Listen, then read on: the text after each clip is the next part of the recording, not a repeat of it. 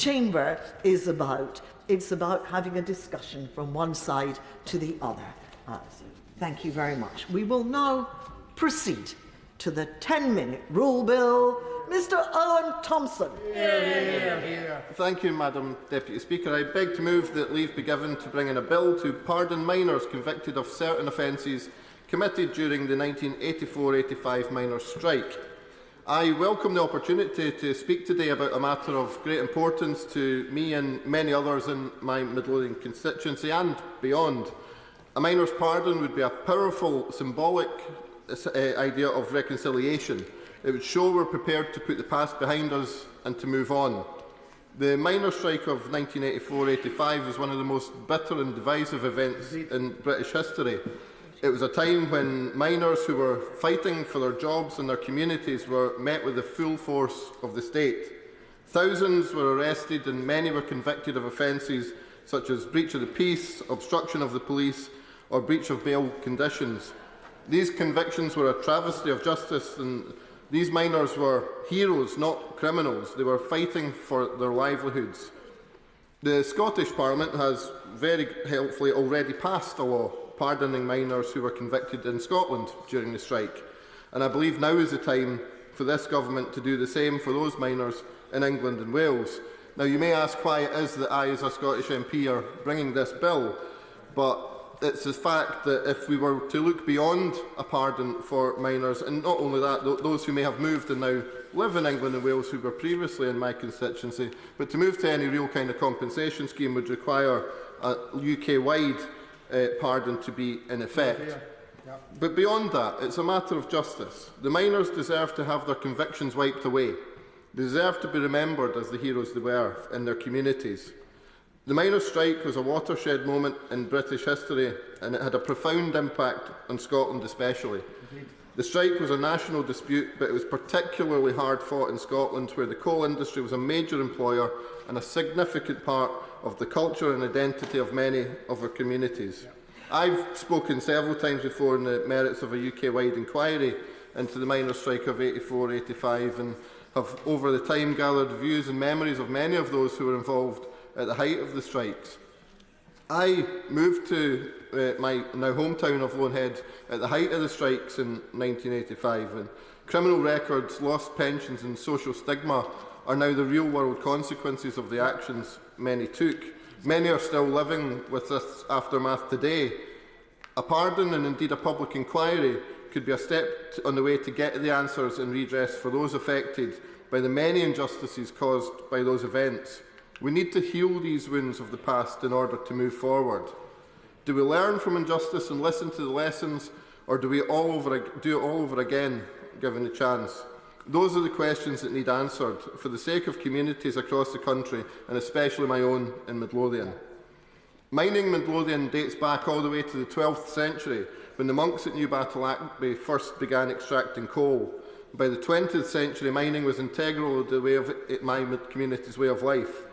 Midlothian was a home to a range of pits, from Bilston Glen and Monkton Hall to the first Victorian super pit, the Lady Victoria Colliery, still home to the National Mining Museum of Scotland today, and I would welcome any honourable members to visit that any time, and they can let me know if they're coming if they want to, but come on your own time and it's a great visit. But by the 1980s, mines meant minor strikes. A token picket of 6 was maintained at Monkton Hall, but Bilston Glen and Loanhead saw mass picketing in some of the most bitter conflicts of the strike in Scotland. According to Professor Jim Murdoch, miners' stories showed without doubt that the criminal justice system all too often reacted in an arbitrary and disproportionate manner. One former miner at Monkton Hall Colliery and a former colleague of mine, former councillor Alec Bennett, who sadly passed away in January this year, told the inquiry in Scotland, "I was snatched by one of the snatch squads. They went for the union officials and they knew our names. The original charges were for rioting, but that wasn't going to stick, so they changed it to breach of the peace." This tactic was simply to use whatever means necessary to get the miners, especially union officials, off the picket lines and into cells. Breach of the peace, obstructing a police officer, breach of bail and theft, all charges and more were twisted to justify the snatch squad style of policing. These tactics would not look out of place in North Korea or Putin's Russia today, and serious questions are still remaining to be answered about the extent of alleged political interference in the policing of the strike. Arrested strikers were sacked and denied redundancy payments and pension rights. The Scottish Government rightly recognised the scale of the injustice back in 2018 when they commissioned an independent review led by John Scott, KC, of the impact on policing in communities. But this isn't a campaign that simply started then, and I do pay tribute to Neil Finlay, former MSP, who far back as 2012 was campaigning for an inquiry and compensation for the rights of those miners who were caught up in this. And this baton was picked up by Richard Leonard, who then ensured that the bill passed through the Scottish Parliament with the support of the Scottish Government. I've already mentioned former Councillor Alec Bennett from Dander Hall, who sadly died in January this year, and my own predecessor, David Hamilton, who did so much to support this, and also those who took part in supporting the Scottish Government's inquiry, Dennis Canavan, Jill Murdoch and Kate Thompson as advisory panel members for the independent review. Now, following testimony from former miners, police officers and mining communities, the review group made one single recommendation: that the Scottish Government should introduce legislation to pardon miners convicted of certain matters related to the strike.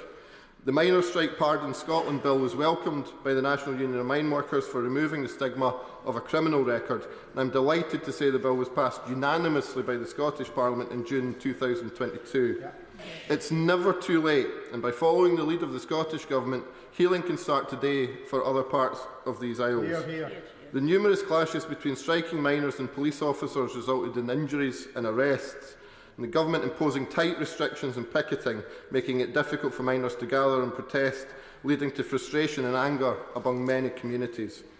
Government brought in non-union workers, seen by many as a betrayal, and it led to further violence and unrest.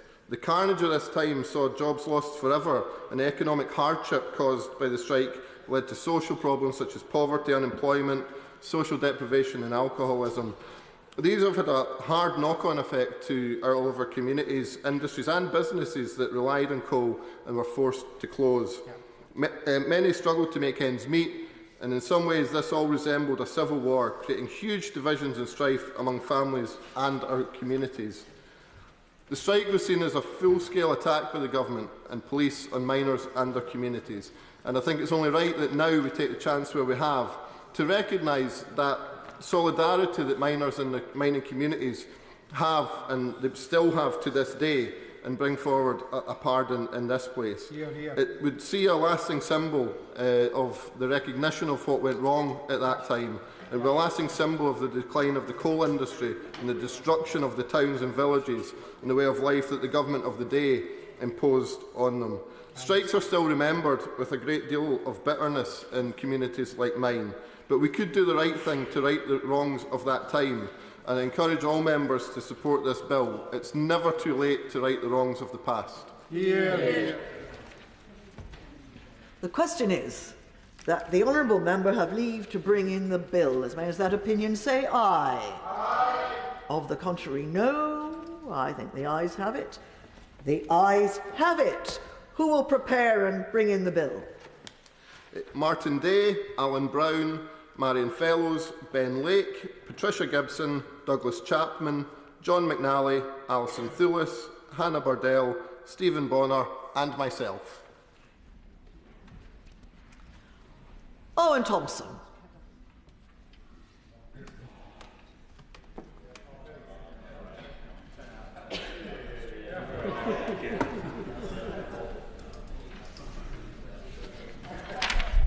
Miners' Strike Pardons Bill. Second reading what day? Friday the 19th of January. Friday the 19th of January. We now come to the allocation of time motion. Minister to move. I beg to move. Oh, sit down. The question is, as on the order paper, as many as that opinion say aye. Aye. Of the contrary, no. I think the ayes have it. The ayes have it. Order. The clerk will now proceed to read the orders of the day. Post Office Horizon System Compensations Bill, second reading. Minister to move second reading, Mr. Kevin Hollinrake.